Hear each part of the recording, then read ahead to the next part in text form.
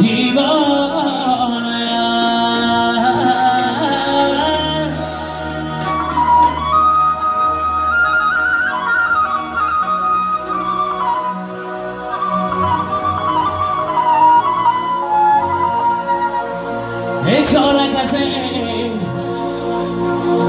چاره کسی که به برابر باشده در روی زمین چو مرغی به پر باشده